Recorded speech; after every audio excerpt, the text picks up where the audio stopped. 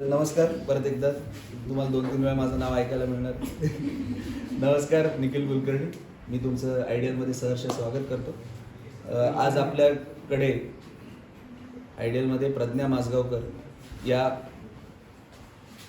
आयडियलच्या एक स्टुडंट आहेत, त्या आलेल्या आहेत आपल्याशी संवाद साधण्यासाठी.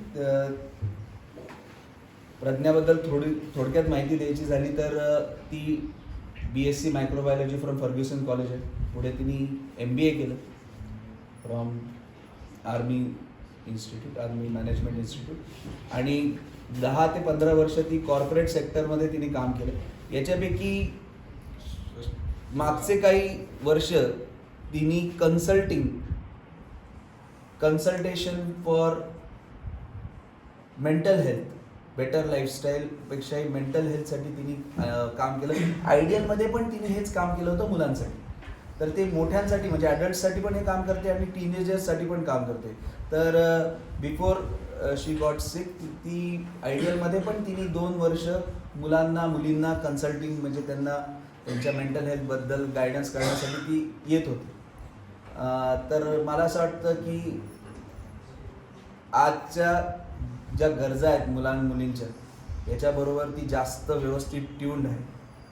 सर्वात शेवटचा भाग जो ॲड करायचा आहे तिच्याबद्दल की ती शी इज अ कॅन्सर सर्वायव्हर आणि असा कॅन्सर झाला होता की she was in ICU for 83 days on a ventilator, on a life support system. आणि एकदा आपण म्हणतो ना, लाईफ सपोर्ट सिस्टीमवर तुम्ही गेलात तर इट इज ऑलमोस्ट डन, म्हणजे तुम्ही यायची शक्यता 0 असते.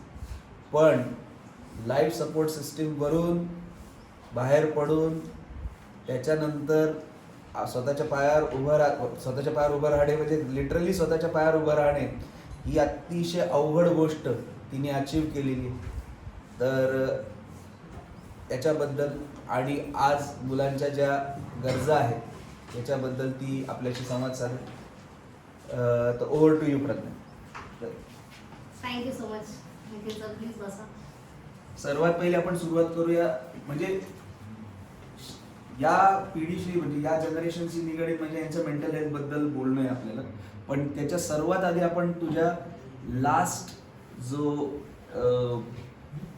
लाईफमधला एक्सपिरियन्स होता, the hospital experience. I know mostly कोणाला ते आठवायचं नसतं, पण तरी पण मला माहिती आहे की तो जर्नी फार महत्त्वाचा आहे, कारण की तिथून वरती येणं हे सर्वात अवघड आहे. तर त्याच्याबद्दल आपण बोलूया की those 83 days when we were in ICU. तर that journey I don't want to go back to that a lot, पण यांच्यासाठी तर तो कसा एक दिवस कसा काढता आला? So thank you so much. Firstly मला I really want to express my gratitude की मी इथे परत आली आहे and I am doing this for the students again. कितीही वेळा आयडियल आलं की ते 11वी-12वीचेच दिवस आठवतात मला परत, जेव्हा आम्ही यायचो सकाळी 6 वाजता उठून क्लासेसला. तर it's a big nostalgia for me to come back here.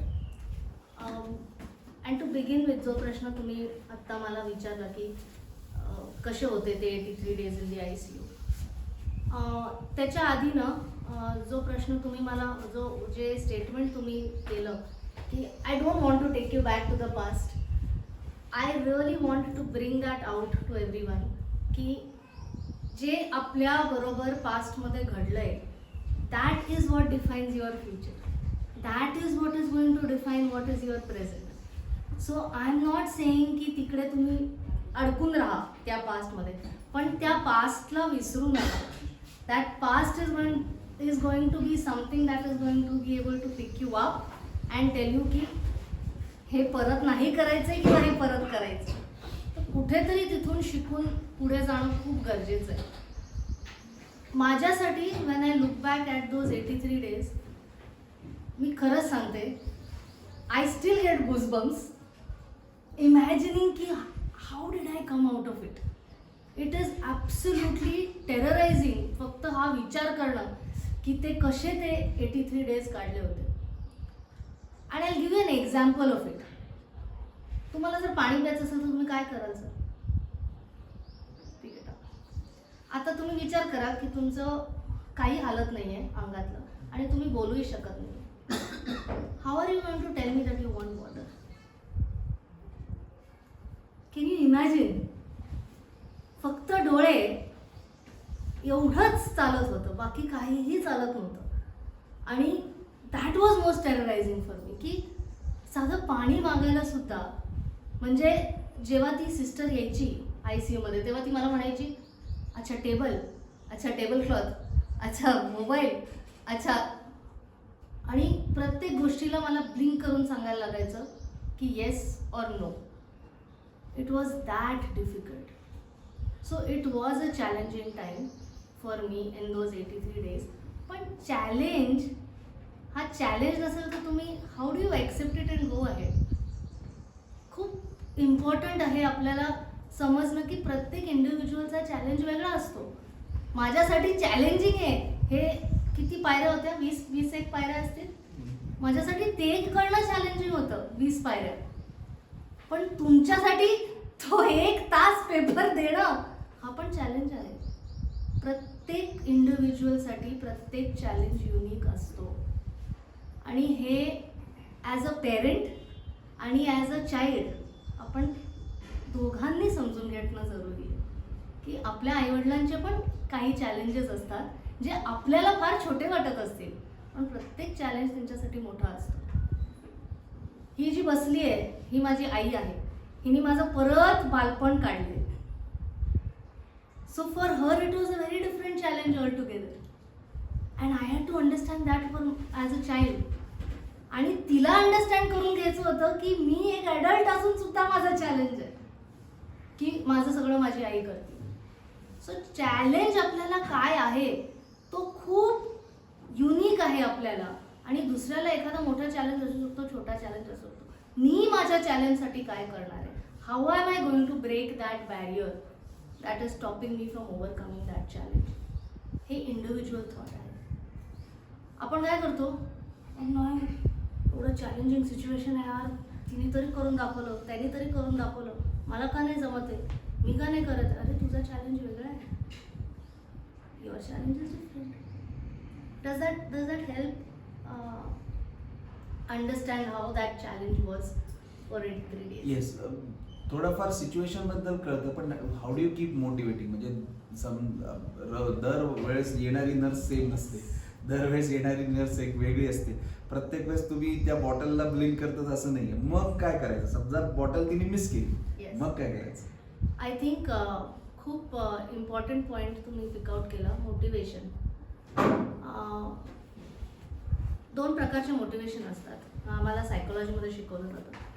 Internal motivation आणि एक्सटर्नल मोटिवेशन. एक्सटर्नल मोटिवेशन काय असू शकतं? कोणी सांगू शकतं? एक्सटर्नली काय मोटिवेट करू शकतं आपल्याला? अरे तुम्ही काहीतरी बोला. External motivation, goals, money, car, bike, salary, bike, mobile, mobile, sorry, इंस्टाग्रामवर followers. more relevant, sorry. This is all external motivation. ते एका पॉइंट पर्यंत तुम्हाला मदत करू शकतं. पण इंटरनल मोटिवेशन जे इंटरनली आपल्याला हेल्प करतं ते that is something which will keep you going. आणि हे जे एक रॉंग नोशन आहे, just because I am motivated I will do something. New year, आता एव्हरीबडी सेलिब्रेटेड न्यू इयर रेझोल्युशन्स. 90%, आणि हा फॅक्ट आहे, 90% लोकांचे न्यू इयर रेझोल्युशन असतात की मी जिम जॉईन करणार, मी उद्यापासून वॉकला जाणार, बरोबर? म्हणून 1 जानेवारीला खूप जण दिसतात वॉकला. Doing something is what leads to motivation. मी मोटिवेट झाल्यानंतर करेन असं होत नाही. याच्यावरच थोडंसं आपण बोललं पाहिजे. कसं आहे, अभ्यास तर सगळ्यांना करायचा आहे, मार्क तर सगळ्यांना मिळवायचे, पण सुरुवात तर सगळेच करतात अभ्यासाला. म्हणजे मी असं नाही म्हणत याच्यापैकी अगदी एखाद दुसरा विद्यार्थी असा असेल की जो खूपच केअरलेस आहे, पण इथे बसलेला 70% वाला विद्यार्थीमध्ये पण तीच इच्छा आहे आणि 90% वाल्या मुलामध्ये पण तीच इच्छा आहे.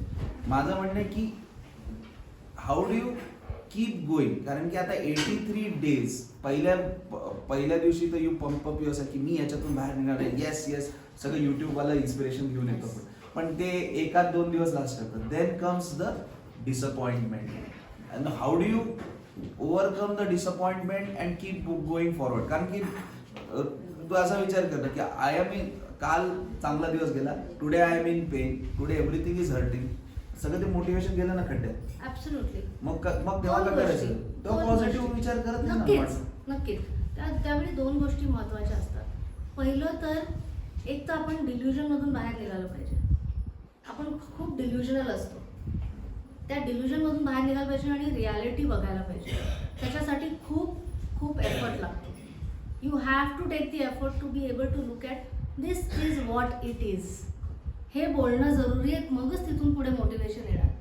झालंय मग मी फक्त 4 चॅप्टर केले, ही रियालिटी आहे. मला करायचे 6 चॅप्टर आहे, पण केले मी 4च चॅप्टर आहे. ही रियालिटी. हे कुठेतरी एक्सेप्ट करणं रियालिटी खूप जरुरी आहे.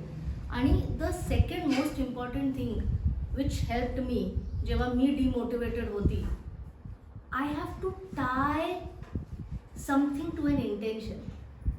मला उद्या सकाळी श्वास घेता आला पाहिजे हे मला बघायचंय, म्हणून मी रात्री डोळे बंद करून झोपणार. देर वर टाइम्स मी ऑलमोस्ट 15-20 दिवस सुरुवातीचे मी डोळेच बंद केले नव्हते. कारण मला ही भीती बसली होती की मी सकाळी डोळे उघडणार.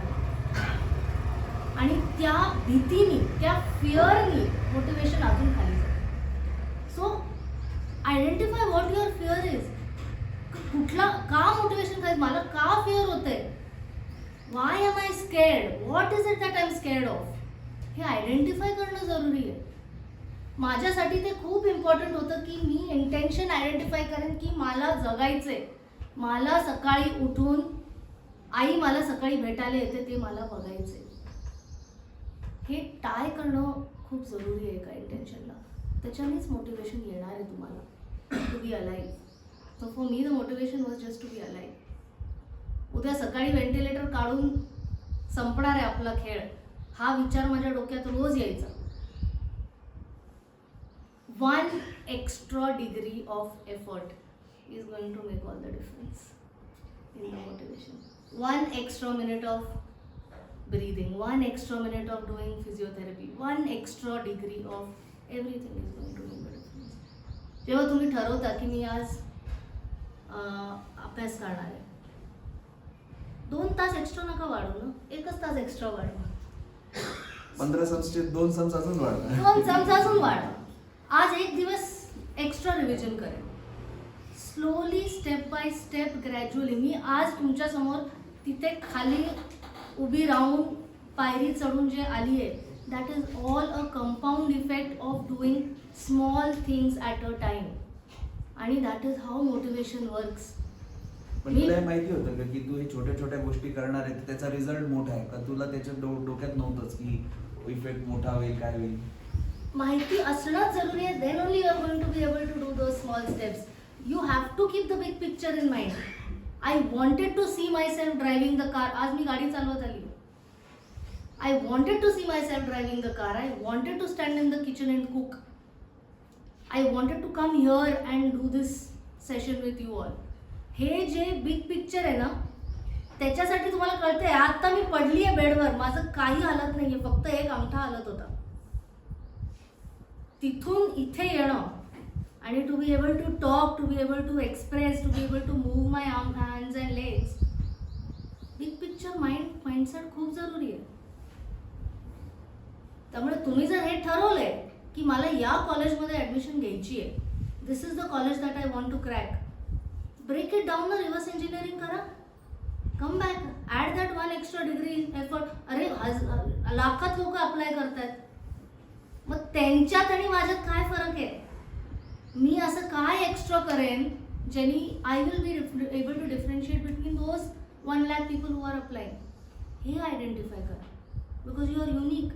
देर is something that is definitely extra in you that you have not identified, which is going to make a difference between me and the other person.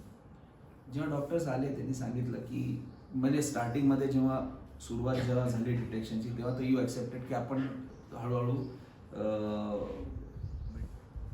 Feel sad, did you cry, what did you do?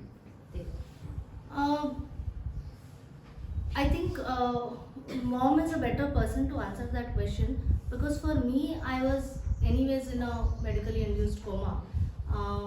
माझ्यासाठी challenge माहिती आहे काय होतं, जेव्हा मी conscious झाली त्यांनी माझा जीव तर वाचवला होता आणि मी तेव्हा पण त्या बॅलन्स लाईनमध्ये होती की इधर भी जा सकता उधर भी हो सकता है, बट जीव वाचवलाय किती दिवस अजून हे नाही माहिती कारण स्टेबिलिटी नव्हती.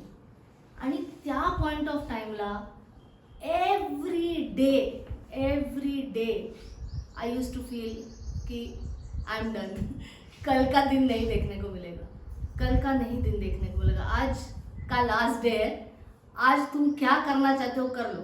मी 4 वेळा मम्मीला बोलवायची बाहेरून, त्यांना सांगायचं नाही मम्मीला पाठवा, I want to see her, I want to see her. The fear is not about death. The fear is about how we feel about a certain thing. Fear जो असतो तो फक्त ह्याच्याबद्दल असतो की काय होईल मी मेले तर, काय होईल जर श्वास नाही आला तर, काय होईल, काय होईल ह्याचा फिअर आहे. आणि that fear really takes us down. काय झालं, काय होईल मी पास नाही झालो तर, काय होईल माझा नंबर नाही आला कॉलेजमध्ये तर. You are living with that fear every day. There's a very famous video of Will Smith, and he talks about the point of maximum danger is the point of minimum fear. अरे मी मरताना मला कुठलं fear येणार आहे का? ओ मी मरतोय नाही, असं नाही होत, right. But the fear of experiencing की ते कसं होईल, काय होईल, कसं मला वाटेल, तो फिअर खूप जास्त असतो. आणि त्या फिअरमुळे आपण अर्ध्या गोष्टी पुलबॅक करतो, माझ्याकडून होणारच नाही. आपण पहिल्या when we start something new, first thing we says कसं होईल, माझ्याकडून होणारच नाही. कारण impostor syndrome, we completely consider ourselves not capable of doing something. थोडं ओपन करा माइंड. आत्तापर्यंत तुम्ही काय काय केलं आहे आयुष्यात, इट्स अ बिग अचीवमेंट. जर ते होऊ शकतं तर हेही होऊ शकतं, पण आपण सुरुवातच नाही करत. आणि माझ्यासाठी तर आय वॉज व्हेरी क्लिअर, नाही next day I have to see the next day, I had to see the next day. This day just stay alive. मी सकाळी आता जेव्हा उठते, आपल्याला किती प्रॉब्लेम असतात, ट्रॅफिक लागला, जेवणच नाही झालंय, डबाच नाही भरलाय, आज चपातीच नाही झाली आहे, अरे 9 वाजले, आज आपल्याला जायचं होतं पेरेंट टीचर मीटिंगला, आंघोळच नाही झाली आहे. We are worried about so many things in life, but we are thankful about 0 things in life. अरे सकाळी उठून आय एम ओनली थँकफुल, आणि you can ask my mom. सकाळी उठून मी फक्त एवढं सांगते, जिवंत आहे, श्वास येता येतोय. This is great. Everything is possible if you are able to do those 2 things. मला तुम्हाला एक विचारायचं होतं की रोज आपण आपल्या मुलीला जेव्हा बघायला जातो तेव्हा सर्वात म्हणजे हिची स्ट्रगल आहेच, याच्याबद्दल वादच नाही, याच्याबद्दल प्रश्नच नाही. पण मी असं म्हणणं थोडंसं जास्त पण आईला जाऊन की आपली पोरगी आपण आता बघणं आहे की ICU मध्ये, ती let us now go and see, ती आहे की नाही आहे हे पण माहिती नाही, तर ते पायऱ्या चढत असताना, लिफ्ट मधून जात असताना ती दिसूच, तर ते जे प्रेशर आहे ते कसं हँडल केलं? म्हणजे पहिल्यांदा जेव्हा तिला व्हेंटिलेटर लावलं, मध्यरात्री उठून मला त्यांनी डॉक्टरने सांगितलं असं असं आहे आणि तिला श्वास नाही घेता येते, तर तेव्हा मी खूप पॅनिक झाली. पण त्याच्यानंतर माहिती नाही, असं पॉझिटिव्हच राहिले की ती ह्याच्यातून बाहेर येणार, ह्या विचार करूनच मी आत जायची. त्यामुळं असं फुल असायची मी, असं म्हणजे माझ्याकडं भेटायला येणारे रडायचे, मी त्यांना शांत करायची, काही नाही रे, येईल बाहेर म्हणून. तर पॉझिटिव्ह थिंकिंग पाहिजे प्रत्येक गोष्टी, आणि स्ट्रॉंग विल पॉवर, तर असू शकतो. पण नंतर कधी माझ्या मनात असा विचार आलाच नाही की ती आहे ना, पण ती येईल, बाहेर येईल, म्हणजे हाच विचार डोक्यात ठेवला. त्यामुळे असं कधी असं हे झालं, त्या दिवशी मी पॅनिक झाले जेव्हा व्हेंटिलेटर लावलं. Do you think faith helps? विश्वास, पॉझिटिव्ह थिंकिंग, विश्वास खूप मदत करतो. Absolutely. I think faith and hope both are very big factors that have helped me come out of it. Because it is very easy to feel. The easiest thing is to think negative. Yes. सर्वात easy thought negative thought आहे. सर्वात पहिली thought आपल्याला negative येते. याच्याबद्दल वाद नाही. हा मनुष्य स्वभाव आहे. म्हणून मी विचारलं. कारण की तुम्ही समजा चालले असेल तुमच्या मनात अनेक विचार आहे, पण हे असा विचार करणं की नाही ती बाहेर येईल, ती बाहेर येईल, म्हणजे खूपच पहिल्या म्हणजे दिवशी मला खूप पॅनिक झाली. त्या दिवशी मला म्हणजे त्या दिवशी मी संध्याकाळी घरी गेले तेव्हा पण असं घर उघडायची पण मला हे झाली नाही की ती काय होईल आणि काय नाही. तर त्याच्यानंतर नाही म्हणलं ती येणार बाहेर. मग तुम्हाला असं वाटलं का की आपण ऍक्सेप्ट केलं की हे असं आहे म्हणून त्यांनी मदत होते? हो, नक्कीच. जे आहे ते ऍक्सेप्ट करायला शिकायला. जर आपण ज्या गोष्टी ऍक्सेप्ट केल्या त्याच्यामुळे मूव्ह फॉरवर्ड करणं सोपं पडलं. एक्झॅक्टली. कारण आपण but how do you accept that you are, तुला असं नाही वाटलं तू मीच का, असं काही झालं का? Big question. हा प्रश्न सगळ्याला येतो. व्हाय मी? मीच का? मला तसं होतं का? मीच का? हा प्रश्न येतो. I think that conversation with yourself needs to change. This is a topic that I am doing for one of the sessions. Why me to wow me? हाय, शिफ्टच करा ना. मीच का? अरे मला ही मोठी संधी मिळाली आहे ही गोष्ट पास करण्याची आणि ही गोष्ट जगण्याची. सगळ्यांना नाही ही संधी मिळत आणि सगळे नाही करू शकत. माझ्यासाठी हा खूप मोठा फॅक्टर होता. जेव्हा ते पॅराडाईम शिफ्ट येतं ना, मीच का पासून मीच, जेव्हा आपण रिस्पॉन्सिबिलिटी घेतो आपल्या ॲक्शन्ससाठी, that is when things start changing. आणि फेथ आणि hope works, fear does not work. असे कित्येक दिवस, 15 ते 20 दिवस मम्मी यायची ICU मध्ये आणि मी रोज मम्मीला म्हणायची की मला भीती वाटतेय, मला भीती वाटतेय. ती मला विचारायची की कसली भीती वाटतेय, आणि माझ्याकडे उत्तर नव्हतं. मला फक्त भीती वाटायची. Fear of unknown. Fear of unknown, exactly, because I don't know की उद्या I will be able to keep my eyes open. पण तेव्हा when I started operating from hope and from faith, when she came inside and she told me every day की तू ह्याच्यातून बाहेर पडणार. It's not a joke. 83 days ती बाई आत येऊन मला फक्त एवढं सांगायची की तू ह्याच्यातून बाहेर पडणार. That created hope. आणि with hope you can move mountains. With fear तुम्ही 10 स्टेप मागेच जाणार आहे. मला भीती वाटते करत असते तर मी आजही हॉस्पिटलमध्येच पडलेली असते ICUच्या. पण कुठेतरी मला होप होती की नाही, I am going to see myself driving the car, I am going to see myself cooking. त्या होपनी तुम्ही गोष्टी करता. One extra effort is all that is needed from what you are doing. आणि रडत बसण्यात पण अर्थ नाही कुठलीही गोष्ट की का असं झालं आणि काय. कारण self pity, self victimisation. Self victimisation. Yes, आपण खूप करतो ते, आणि आपण हे रिअलाइज नाही करत की आपण ते करतो. आपल्या घरी पाहुणे आल्यावर पण आपण सेल्फ विक्टिमायझेशन करतो. हो ना, मला सकाळी वेळच मिळत नाही, काय 4 मुलं बघायची असतात, त्यांचं करा, ह्यांचं करा. कसं करणार? मला माझ्यासाठी वेळच मिळत नाही. 90% of the time we are self विक्टिमायझिंग.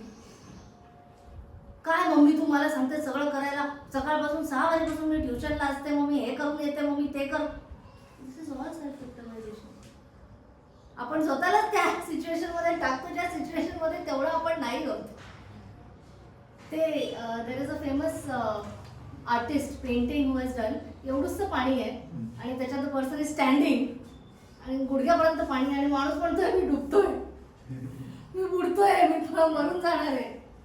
That is what we do for self victimisation. I think it's get out of it. Reality बघा की तुम्ही कुठे आहात आणि तिथून प्लॅन करा. छोट्या स्टेप्सनी मला जायचं पुढे. That is the only thing that works. तू कधी आईला त्रास दिला का याच्यात? ओ, म्हणजे असं जेव्हा हात चालत होता फेकअप वगैरे असं काही केलं का तुला? हे फेक हात चालत नव्हते ना. हा, दॅट मेड अ डिफरन्स. म्हणजे तू असं ताट बीट मला नकोय, मला ही चव लागत नाही वगैरे. हात चालत नव्हते, नाहीतर हा एक ऍडव्हान्टेज झाला पाहिजे पण. हा खूप मोठा ऍडव्हान्टेज होता मम्मीसाठी. पण तो कंट्रोल करायला नाही लागला तुम्हाला. अरे काहीच मस्त. नाही. Thing that I want to really bring out from this is, काय होतं ना, when you are helpless like this, you actually learn being more patient. Patience कारण पाहिजे. तुम्हाला कळतं की तुम्ही कारण की तू त्या डिस्कम्फर्ट मध्ये होती. The first thing a human being does is Absolutely. हा. Absolutely. 3.5 महिने मी काहीही खाल्लेलं नव्हतं. नुसतं liquid. 3.5 महिने I was on a liquid diet, जे ते नाकाच्या नळीतून द्यायचे. 3.5 महिने. त्यामुळे the first time I was giving दुधी भोपळ्याची भाजी. हेवन होतं. मी म्हटलं दुधी भोपळा एवढा चांगला कसा लागू शकतो. या दुधी भोपळ्याला आपण रिजेक्ट केलं डब्यात. रिजेक्ट 30 वर्ष रिजेक्ट केलं. दुधी भोपळा. काहीच. माय पॉइंट इज की व्हॅल्यू करणं त्या गोष्टीला का जरुरी आहे की ती गोष्ट गेल्यानंतरच व्हॅल्यू होईल. मी तेच केलं. I started valuing the importance of eating food after I couldn't eat for 3.5 months. मग आपण का नाही व्हॅल्यू करू शकत जेव्हा आपल्याकडे अवेलेबिलिटी आहे. Why do you want to go through. माझं इथे येऊन बोलण्याचं मेन कारण तेच आहे की nobody ever should go through what I have gone through. And if we can realize ourselves in the state, हात पाय चालतायत, बोलतोय, श्वास घेतो. श्वास घेतोय, सगळं करतोय, त्यात जर मी रिअलाइज करू शकते की मी या छोट्या छोट्या गोष्टी करू शकते, मग त्याच्यासाठी why do have to go through hospitalisation, why do have to go through helplessness. नाही, आपण we are at a much better place आणि we don't know whether tomorrow exist. If you really feel की नाही मी आईशी नीट नाही वागले, go say sorry to her, finish it off. You might not get to do it tomorrow. मी त्या बेडवर बसल्या बसल्या किती विचार केला की अशा कित्येक गोष्टी मी आईला बोलले नाहीये आणि मला नाही माहित की उद्या मी ते जिवंत असेल की नाही बोलायला. So don't delay things.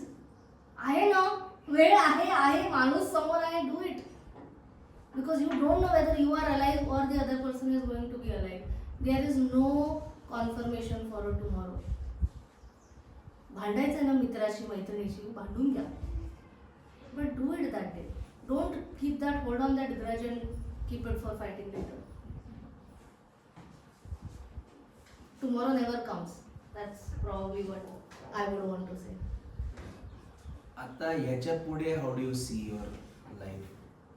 याच्या पुढे काय काय बदल होतील किंवा बदल तर ऑब्विसली होतील, you will bring about it, but what changes you will bring in to your life आता I think priority basis. Yeah. पहिले काय पाहिजे नंतर काय असं. आय थिंक सगळ्यात मोठा चेंज माझ्यासाठी हे असेल की doing this kind of stuff which I had not planned earlier. कारण मी I am professional certified counsellor, I am a professional trainer, that is something which is my job skill set. पण हे मला करायचं आहे कारण हे जर माझ्या story through even 1% of people feel की यार, इफ this girl can go through so much and still be sitting here talking to us.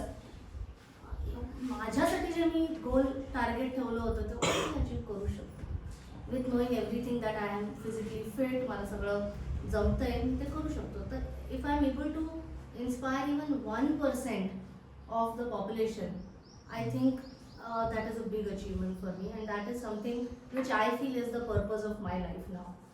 I came into this new life with a purpose to do that.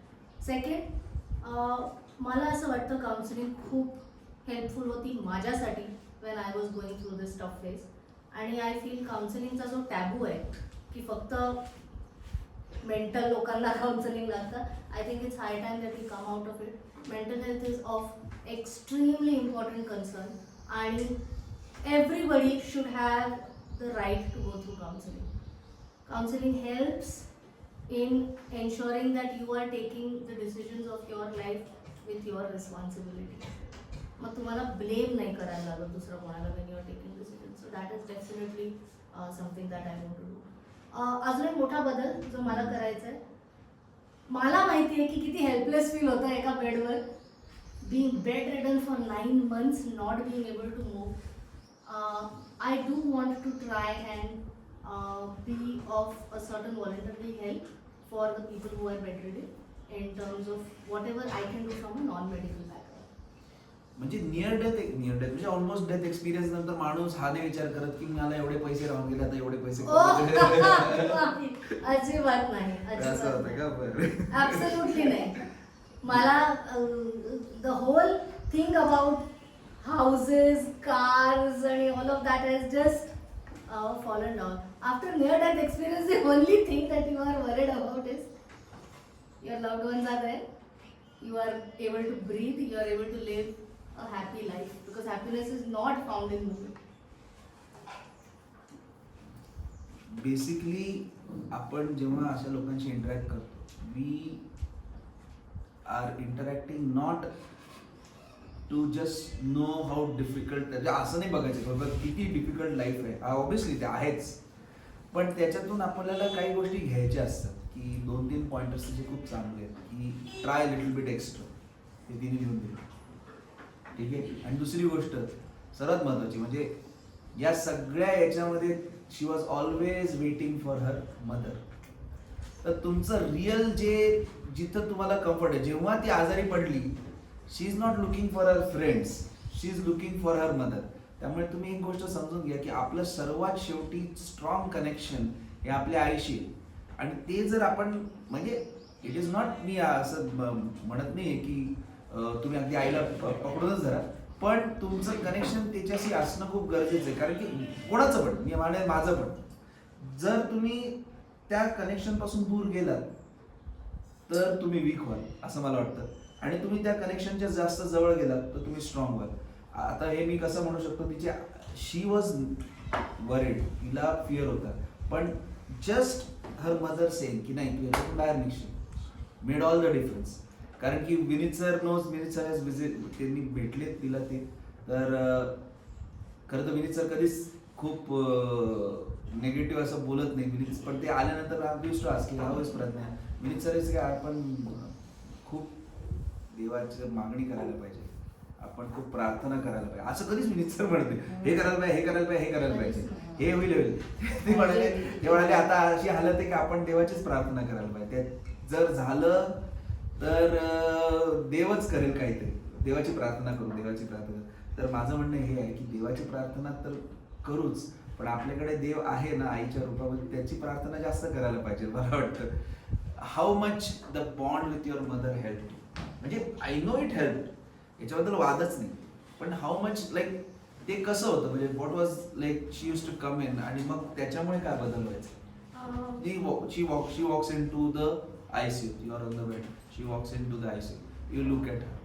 How much was that? Like तो moment कसा असायचा? माझ्याकडे घड्याळ नव्हतं ICU मध्ये, आणि दिवसातून at least 10 किंवा 15 वेळा मी त्या सिस्टर्स ज्या नर्सेस होत्या त्यांना विचारायची किती वाजले, किती वाजले, किती वाजले. मग ती सांगायची की आत्ता 10:30 झाले, मग 11 झाले, मग 11:15 झाले. I used to wait for the clock to turn 12 so that she enters. आणि 5 मिनिटं उशीर झाला तिला, मे बी ती चहा प्यायला गेली असेल, 5 मिनिटं उशीर झाला.